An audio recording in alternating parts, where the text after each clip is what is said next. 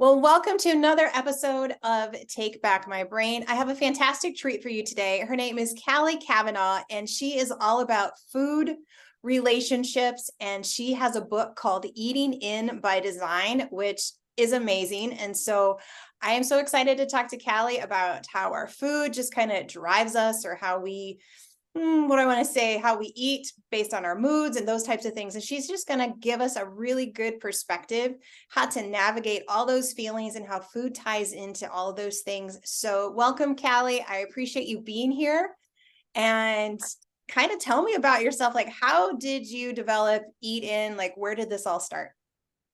Well, thank you so much for having me on, Laurie. It's so great to be with you and your audience and speak about food. That's my favorite subject. So Right? always Does it get always better than that? exciting Like, to food me. is so fun. Yeah, my favorite thing in the world. Yeah, this is a long journey, so we don't have to go too far into it. But it Okay. did start from a very young age for me. Like when I was 5, I was putting on cooking shows for my friends and family before the Food Network was a thing. I love They it. were really brave and ate all the things that I'm not quite sure if they were edible.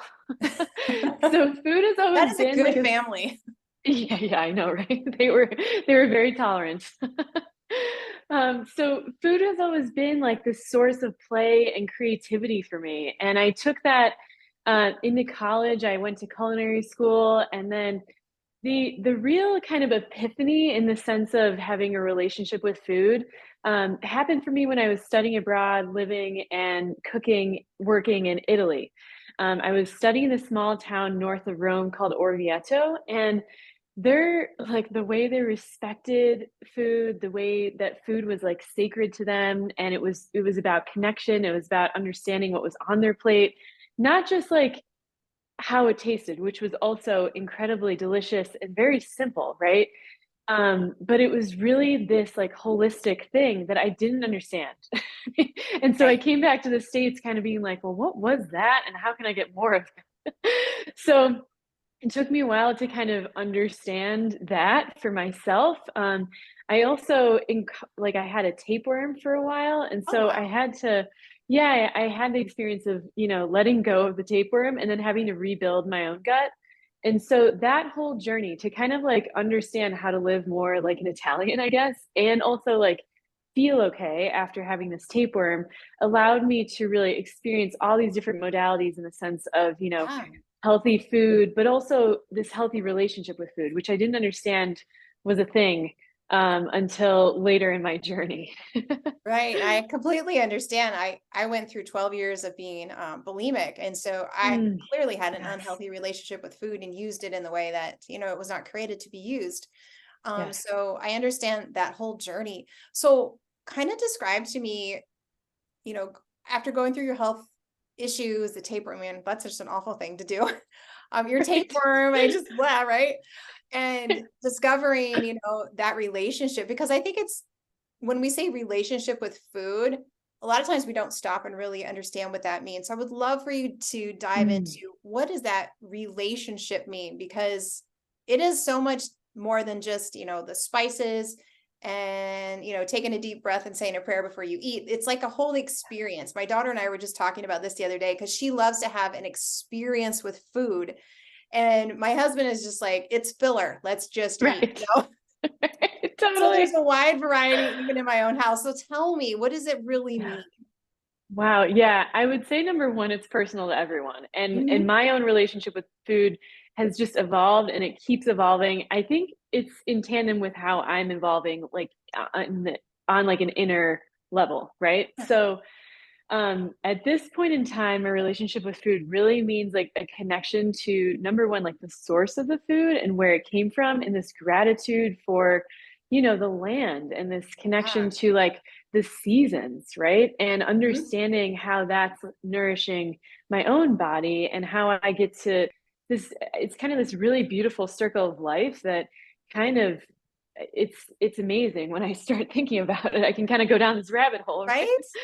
So there's that kind of component, right? And this connection to the land, and if there's animal on my plate, right? The life that went to the meal. Mhm. But also, relationship with food is also about, to me, it's about happiness. It's about pleasure, right? Mhm. Like food, Yeah, we have this beautiful sensory experience, right? There's a smell that goes into it, and the taste and the texture and all these cool things that to me can also like bring me super into like present into this specific moment. So it's like this moment of mindfulness and at the same time this sensory experience. And I think at the end of the day, that's kind of like what we're here to do, right? Is to just have these beautiful present moments and connect with other people. And so I think food like drops me into this present moment in a right. really beautiful way. And I think even like the experience of tasting food, right? And like the regionality and how we can experience food on such different levels throughout, the world, right? I think it's a Right. cultural experience and getting to know other people and places. So, it is fuel and sustenance, right? But on a deeper level, I believe food is like this nourishing thing, right? It can bring us together with other people and connect us. It's this medium for conversation, right? So, like you were saying, it can be a simple thing of treating ourselves really well, Mhm. with, listening to ourselves and understanding what foods will make us feel good. But I think on a deeper level, it's like connection to almost like this grander life that we're living.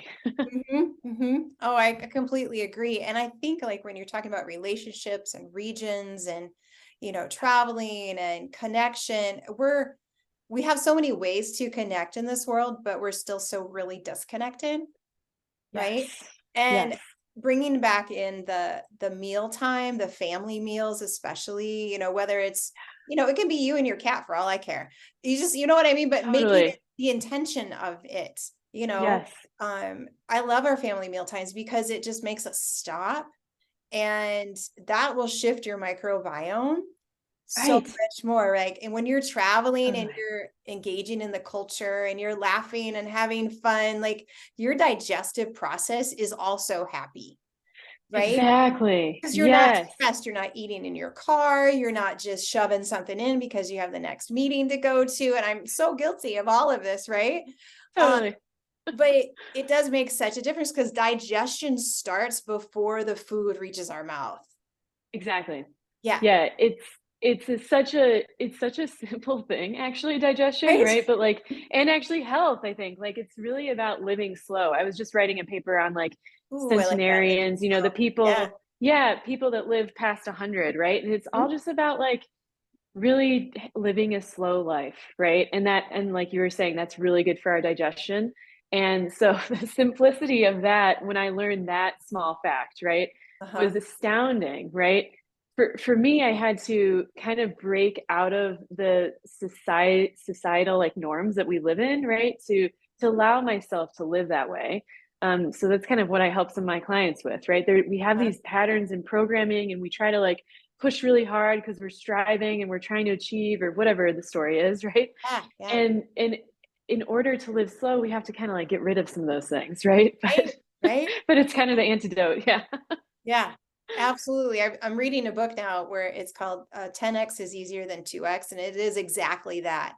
That's Yes. it's business mindset, but it's also like life in general. Like you're getting rid of the 80% so that you maximize the 20%, and you're not striving, you're not like hitting the road hard every single day because I think in our culture, especially in America, that unless you're busy and you're going like hard 176 miles an hour, like Right. you're not accomplishing anything, but it can be easy and you can still accomplish a lot and enjoy Yes. life. So I love it's such a good word today, living slow.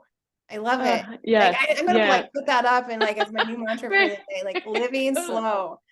Because if we're living Yeah. slow, we're eating slow, we're digesting, I mean, Yeah. there's just that whole cascade, Callie.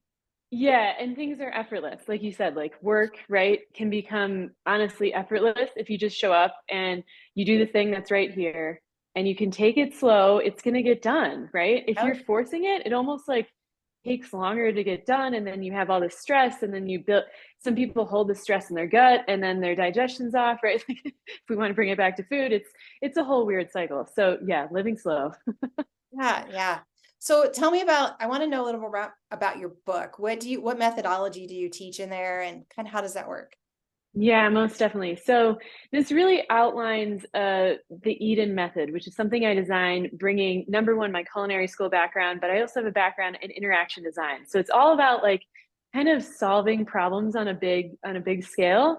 And so seeing number one, restaurant trade, I guess, right, and how to cook in an efficient manner, right? These people are churning out hundreds of potentially thousands of plates, right, of beautiful food every day. But like, how is it that we at home have a hard time, cooking and preparing like one Right. meal for our Right. families, right? Yeah. And of course, there's some skill and talent and trade, right, within the restaurants that we might not have at home. But, I realized for my own home cooking, like it was actually just all about simplicity, right? And making things really simple. And that's from number one, having our pantry stocked really well. And so Mhm. we can always make a beautiful meal, to setting up like our equipment in a way that makes it really easy to Oh, actually so put good. together a Yeah. meal, right? Yeah. So that like if you don't know where your pan is, that can take 10 minutes, right? But your Right. meal should take 10 minutes to make, right? So yeah, simple things like that I pulled from the restaurant industry. And at the end of the day, it's really about creating an easeful, kind of like we were saying, effortless process in cooking and really cooking, nourishing yourself at home.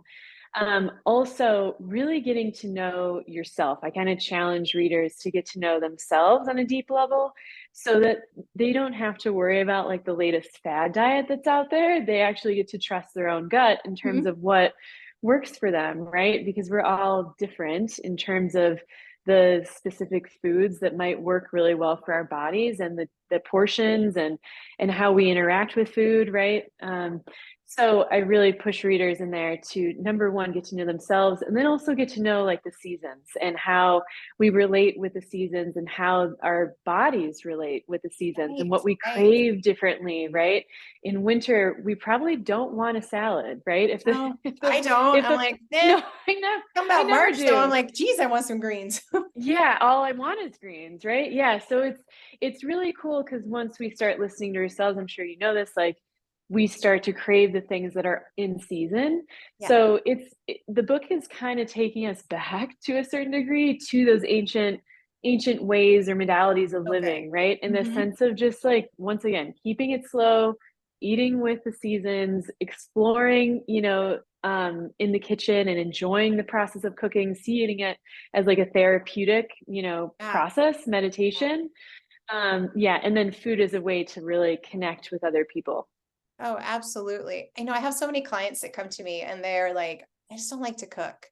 Totally. It's just Yeah. overwhelming to me and I just don't like it. And so, they're trying Yeah. to figure out, some really easy meals and those kind of things, using your crock pot and eventually they come around to like, I actually cooked a whole meal. I used two pots instead of one. And it's so exciting.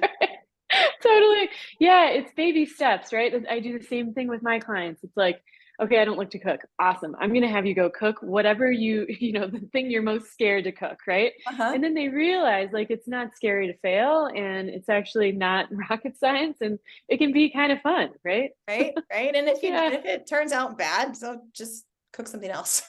It's okay. Yeah, Yeah, it's totally. okay. It's not a big deal. The Totally. dog might eat it, Yeah. whatever, maybe. Yeah. And next time it's probably better. So it's Yeah. learning Yeah. lesson. So what do you do when people Yeah. get stuck in like they get stuck in food patterns where they're only eating like five foods? I'm like, what are your Mm. suggestions for that? Yeah, most definitely. So I've paired most recently, I've paired this Eden methodology with actually eliminating belief systems. Ooh, I love it. So some kind of deeper emotional work. Yeah, I realized along the way, a lot of my clients really wanted what I was prescribing to them with this Eden methodology, this how to, right? But what there was like these deeper things that were keeping them stuck either in, this kind of fear of food, right? Yeah. Or like, I don't know what to eat, or, I get really anxious and then I don't eat. Or, I'm longing for some sort of love or connection or, to an antidote to heal this loneliness that I feel. And I just keep going to food, right? So there's this overeating or something. And so long story short, have found this new kind of system to help people with neuroscience, really uncover these belief systems that are keeping them stuck, and we eliminate them in 30 minutes. So it's I really love it. cool because there's not even like, yeah, we don't even need to like revisit the belief again. There's no Right. like needing to set an intention afterwards. It's just like, we eliminate this thing in 30 minutes. And then like they realize that it's actually easy to do this how to, or this eat-in methodology, or like, oh, like you were saying in the beginning, someone who might, only be eating 5 foods. After we uncover and eliminate some of those beliefs around that particular pattern, they actually walk, they're free to try new things, and they don't even realize that they're trying new things. It's so easy. Right. It's kind of funny because I have to kind of like check in on them and be like, did you realize you're eating like all these foods, right? And Uh-huh. they yeah, it becomes like such an easy way of life after kind of shedding those things, that it's beautiful to kind of watch those transformations. Yeah. And I love how you're saying like you take 30 minutes and you like just dispel those things, for those people. And I'm always talking brain Yeah, first therapy because if we don't fix from the neck up, like it's so hard to do anything from the neck down, right? So, and it doesn't work. I love the fact that you Totally. incorporate that. I mean, neuroscience is so Yeah, targeted, and there's yeah, just so much we can do in such a short amount of time for people, which is yeah. profound It's changes. amazing. Yeah, profound changes. Exactly. Exactly. Yeah. Yeah. Yeah. So with that, as we're talking about neuroscience and, shifting things, brain first kind of therapy, what do you deal with like the vagal nerve? Because I know that's a huge piece of neuroscience and I've read some of your stuff and it's in there too. Yeah. So I want you to talk about how does all of that connect? Yeah, most definitely. So, do you want me to talk about like how that integrates with digestion, or do you think Absolutely. your Yes. listeners already know Tell that? our people who Okay. don't know what the vagal Okay, nerve awesome. pathway is, just talk about it. Yeah.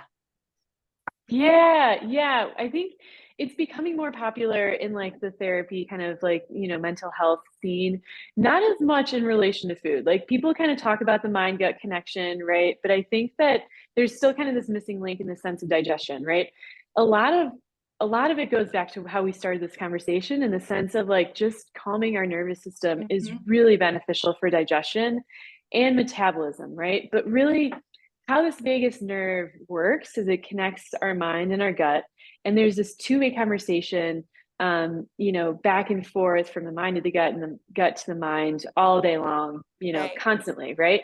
And so one of the ways that that's working is when we eat, um, I'm going to say there's not good or bad foods, right? But Right. in this scenario, it's easy to paint a picture with good and bad. I'm going to use those words for this Fair enough. example.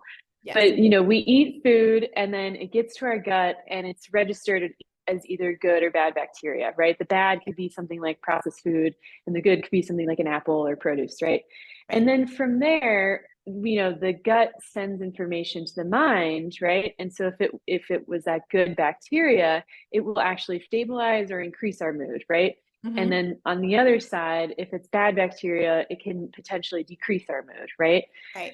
And then the reverse is also true. So from the mind to the gut, information is also flowing, right? So all of our, like the patterns that we were just talking about around food, or stories around food, or fears and phobias and different things, right, are always sent to the gut before we eat as well, right? So Yeah. if we fear the plate of food in front of us, symptoms can actually arise in our gut and disturb our digestion, right? So this vagus nerve is really controlling our metabolism, our digestion, our food intake, a lot more than we realize. And the actual like, the vagal tone, they call it, right? The activity of the vagus nerve. A high vagal tone is correlated with things like energy, creativity, productivity, right? Mhm. Low vagal tone is correlated with things like obesity, anxiety, depression. So it is really important, like you're saying, right, to have both the head up, the neck up, Right. and below, because they both influence how we metabolize, digest, and experience food, right? Right. So I typically, number one, I share all that information with my clientele, because I feel like it's not a wide known thing, and it should be, right? Because these thoughts and feelings and emotions are very prevalent in our relationship with food, right? And so for them to even understand that part of it is eye-opening, right? And awareness is usually generated from there. Like, oh my gosh, I'm realizing how many stories I have. Like, what do I do about this, right? Mhm. Yeah. So another thing, another tool that I use, there's a lot of really cool like exercises to tap into your vagus nerve, right? Uh-huh. And really the idea is to to relax your nervous system, right? To calm down your nervous system. So I have clients do those like before a meal, or you can use them anytime you're feeling stressed, but especially like in general with food, right? Some clients are like actually scared of going to the grocery store, right? So they Mhm. use those exercises to calm themselves down, right? To be able to step foot in the grocery store Right. and feel at ease, right? So yeah, those are some ways. I love it. Could you give us an example of one exercise that would be helpful? Yeah, one of my favorite ones that's like I think one of the most successful ones is just tapping your chest. So the Okay. vagus nerves runs from essentially along your spine, right? From your brain to your gut. And Uh-huh. so think like in the middle of your chest, you're kind of like tapping along the nerve, and you can do it really at whatever cadence you'd like. It can be in tune. It can be out of tune in the sense of, two hands at the same time, or Sure. one hand and then the next hand. And you can also work your way in, like from your Oh, shoulders okay. to Yeah. the center of your chest, and then Uh-huh. back out or up towards your neck. You can really do it, however you like. It doesn't have to be hard. I have some clients who are like, I was really anxious, and so I just was really beating my chest hard. I'm like, it doesn't have to be hard. You can Just be light, gentle and it light, still has the light. same effect. Yeah, exactly. Yeah, but like 30 seconds of that, actually, you can notice like your breath kind of deepening and your body kind of relaxing Yeah. more. Yeah. It's a cool one to do. Like, I think it's the least weird one, I guess. So if you're Yeah. at a restaurant or something, you could still do it, and You can just sit there and, people don't really talk care, and right? people won't notice. Yeah. Yeah, yeah, exactly. Yeah, so give it a try. I love it. That's so good. So, how do people know if they're struggling with the relationship with food? Because sometimes people are just so, they have their patterns and it's normal to them, right? And so I always tell my clients it might be normal, but Yeah, it's not optimal, right? And so, how do we teach people, yeah. what's normal for them that's not healthy to switching them to what's optimal? How do they recognize those things? Yeah, it's such a good question. I mean, I realize that there are some people who are not really willing to look, and that's okay. Right. I think really what I've found is like the people that are like, I've tried, you know, 12 diets in my life or more, right? And I feel like I've had it, like nothing is working, right? This Hmm. clearly doesn't work for me anymore, right? There's usually like some sort of epiphany that I found with my clients who are like, okay, I'm something's up. I know something could be better. I just don't quite know what it is, right? If there's any sort of like curiosity around like, could this be better, right? Hmm. In any aspect of food, right? Whether that's gathering with your family, whether that's cooking, whether that's shopping, whether that's like, what do I eat, right? The media is telling you to eat all of these different things. I don't even know what they are. Like, I don't know what to do. If you're feeling overwhelmed or something like that, like that's a good indication that you're not really trusting yourself, right? If there's anywhere you're not trusting yourself, um, there's a way to deepen, that trust and really feel at ease, right? I kind of hesitate to talk about it in that way, like freedom with food or ease with food, because I know a lot of my clients don't quite resonate with that until they Right. get there, Yeah. right? They're kind of Yeah. like, I don't know how that's possible, you know? It doesn't make any Um, sense to me. yeah, totally. So it's I think kind of like, is there anything that feels off, right? Hmm. Anything. And there's no judgment to it. We all have these patterns. I think that's the thing. It's just like which one, is sticking to you. Yeah, absolutely. So do you get a lot of clients that have eating disorders that come to you? So I typically don't work with clients who are like in the process of An recovery. activity It's disorder. typically after recovery. Yeah. Yeah, exactly. So yes, I do have a fair amount of clients that have had some sort of disordered eating Yeah. of at some point in their life, or yes. Yeah. Yeah. Because I get a lot of clients in that, they're say like 35 to 50, right? And so they don't have like an active eating disorder anymore, but they still have the disordered food, so it's still an eating Totally. disorder, Yes. right? If they're not anorexic, they're not bulimic, they're not, Yeah. binging anymore, but it's still disordered. So I think it's a lot more prevalent than, especially we as women are willing to acknowledge, because Yes. we're just going about our day and trying to quote unquote survive. Yeah. Yeah. Totally. I found the same thing. It's I think a lot of women that I've come across like don't even know, what disordered eating is. Like their mother or, parental figure in their life like had something similar and they just thought it was normal, right? And so, any sort of like restriction in your eating, right, is not the way it needs to be, which, like I said, that sounds really strange to a lot Mhm. of people. Right. But like you shouldn't have to count your food, or um you should really just be able to trust what you want to eat and have the freedom to eat anything. Right. Ideally, right? We live in a world Ideally, where yes. ideally, yeah, where our Yeah. food system is Yes. kind of messed up, right? Right, So, right. Yeah. right. So when you're teaching people That's to a whole other layer. a whole other layer. So when you're teaching people to be in tune and to trust their instincts, what do you do about really bad, crappy food? If that's go like, Yeah, I totally. think I So really want this, and that's what my instinct is telling me to go have, some Oreos.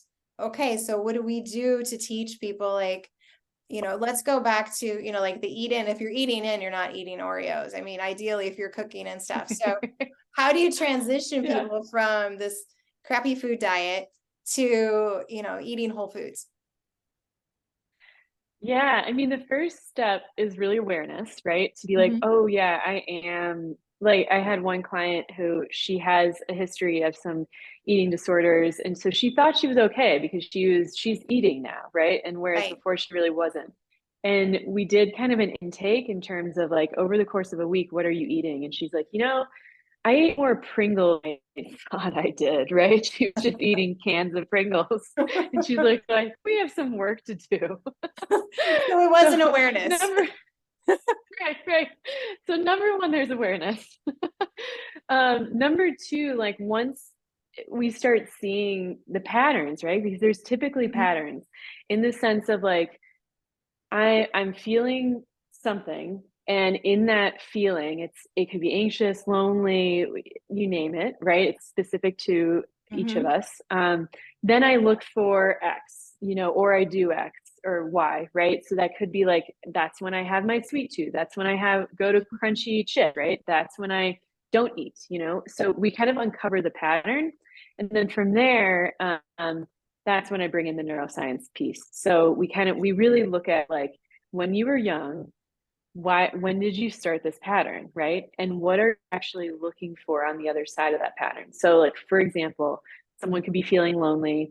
They actually want connection, but instead they trained themselves when they were young. They didn't have connection. They were looking for it. They found it in a sweet thing, right? Sure. Mhm. So we use neuroscience to really see that they what they really want is connection, and the sweets really. And once you see that you took on that meaning of that food and you're Yeah. just using that all over and over, it dissipates, like it goes away. So it's kind of like I was saying with the belief systems, it drops away. You're kind of like this new person without having to do much.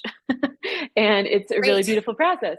Yeah. So long story short is we typically get rid of those patterns after the awareness, and then we get to really look at, if there are people that are not, haven't eaten whole foods before and that sort of thing. We really look at like what is in your pantry. Let's beef it up with some really beautiful whole foods, Sure. learn how to cook those things, experiment with them. And they realize how actually kind of simple it is, right? Right? Yeah. Oh, I Yeah. love it. I love it. Oh Yeah. man. Okay. So Yeah. are there any like shopping tips, or like what are like Mm. your three main things you need to have in your kitchen? Like what can you give us some practical tips for the listeners? Yeah, that's always a challenging one to me in the sense Right? that all the things that I prescribe are so seasonal. Uh-huh. So yeah, and then there's the typical like grocery store, stay on the kind of The perimeter, the yeah. the perimeter of the store, right? But yeah, do you mind if I share a little bit of like a I couple would mindful love eating that. That would tips? be super helpful. Okay, Yes, that yes. feels a little unique, maybe. Okay, perfect. So, yeah, I think on the topic of digestion, right, and kind of calming our nervous system, you can pair that chest exercise that I mentioned with like a really simple mindful eating exercise that you can Okay. do on your own or with others. And the process is super simple. We just typically don't do it because we're like you said, eating in our cars or at the kitchen counter or what have you. Yeah. So it's truly just taking a moment with your plate of food. When you sit down to eat and typically I encourage clients to do this at the table where Hmm. you're sitting in a chair, right? And take a moment to look at your food, look at the plate, look at the textures, the colors, look at like the cool, if you're eating greens, for example, like if you cook greens, the outer edges are going to be brown and the inside's going to be bright green, right? Like Huh? the simple like beauty of that you'll actually notice yourself starting to salivate.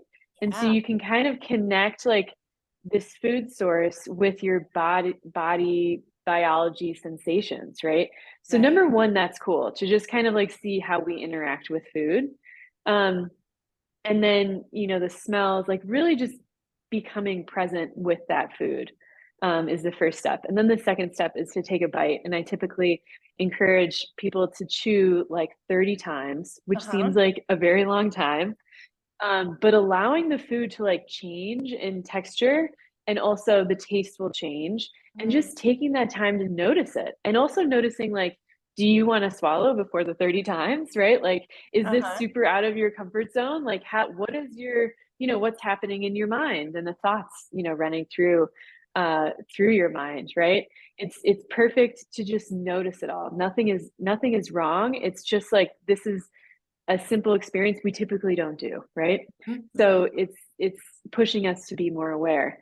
And then the next part is putting our fork down in between bites. Yeah. So after those 30 chews, putting our fork down, just like taking a moment to have a couple breaths, right? And if you are with friends or family or other people sharing the meal, like engage with those people, right? Mm-hmm. Rather than having to eat your plate, you know, Yeah. quickly, right? Yeah. Can Yeah. you take your time? Not every bite needs to be 30 bites, but putting your fork down in between and starting your meal like that, I've found is actually relatively profound. So everyone has their own experience. I don't want to share what other people's experiences would be. Right. So Right. I encourage you to give it a try. Yeah. Oh, that is so good, Callie. That is so good. Um, Thank you. I gave the example of my husband and my daughter earlier, and Yeah. I would say just intuitively, nobody's ever told her to do that. But like she just, she arranges things on her plate and she takes her time and she eats, and like she'll take way longer to eat than I will, and definitely a lot longer to eat than my husband will. And she'll Yeah. just look at him and she'll just like, did you even taste that? And he's like, well, yeah. And she's like, Dad, you've got to take your time. He's like, well, I don't need tiny little bites. She goes, if you want all the texture Oh, and flavor, you do have to have tiny bites. You know, wow, so amazing. good. I know. I know. Yeah. And her play, she's home alone or whatever. She'll curl up in her comfy chair and just take her time eating. And it's just really I fun to love watch because I that. didn't have that when I was her age. I was just Wow, like, I yeah. was kind of scared of food, or I was, hiding food because I had an eating disorder. And Yeah. it was really hard Right. to connect with food Wow. and to enjoy the texture and the taste because, you're just shoving it in. And yeah. Well, So yeah, when there's I fear love of that food, example. there's That's no, so good.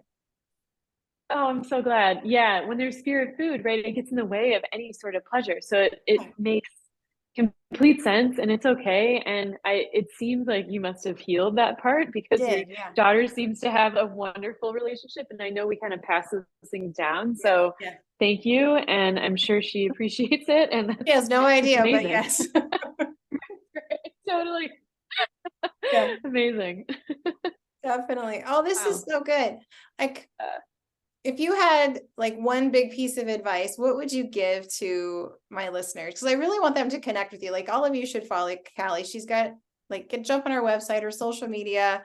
I can't wait to get your book. I was going to order it before the podcast, and I didn't oh, thank didn't get you. an opportunity to, but I can't wait to go through it because I know Yeah. it's just gonna take me deeper into my relationship with food. So this has been a great conversation, but I want more. So what more do you have for us?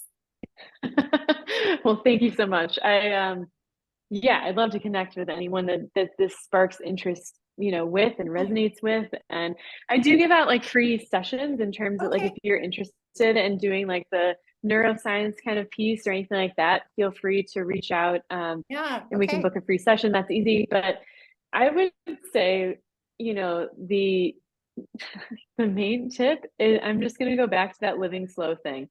Like I would encourage you all you're creating your own life, right? And Mhm. you deserve to have the time and place to just be and to just enjoy yourself. And so I guess my one like thing is, can you carve out just like one day for yourself Mhm. where you're doing what you want, and hopefully that's enjoying some beautiful food as well. Yes. But just living slow, what would it look like to have one day where it's living slow and then feel how your body feels after that? Because I think that that's it's a really beautiful way to realize how much stress we're typically holding on and how that interrupts our day-to-day and nervous system. So Yeah. Yeah. And you really picked that up when you were over in Italy. Is that I'm understanding like that whole living slow? Because yeah, they don't have all the issues that we have over here.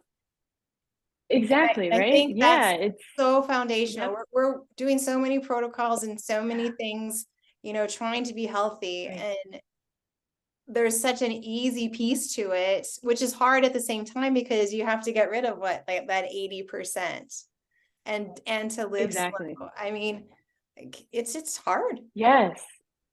It's especially hard because we're in a culture that, is the opposite, right? So Yeah. like if you try to live slow and your husband or partner or family is living fast, right? Or your Mhm. friends or your roommate or whoever, like it feels like you want to try to keep pace, right? So yes, it's harder than it should be.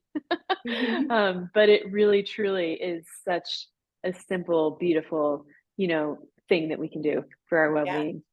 Yeah, and I really think Yeah. we as women, because we're the heart of the home. I think we're really the heart of society, and I think we have a lot Yeah. of power there to slow things down in our family and just how we relate to people in our communities and all of that. So, Mm.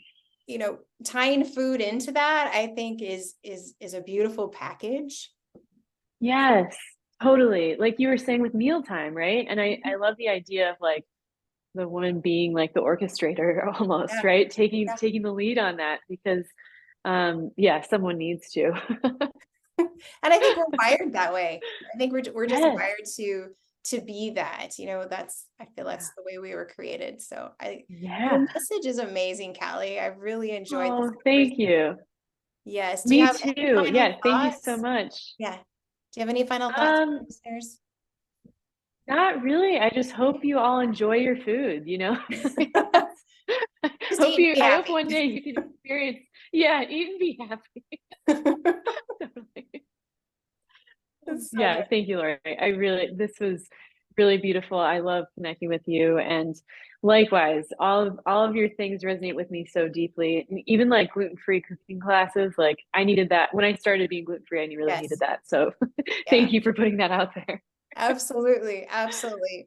Well, Yeah. thank you everyone for listening to this episode. I hope you enjoyed this conversation as much as I have. Let's just make this our intention to start living slow from this podcast on. So I appreciate you, Callie. Thank you so much for coming in. I hope you have a blessed day. Thank you everyone for listening, and I will see you in the next episode.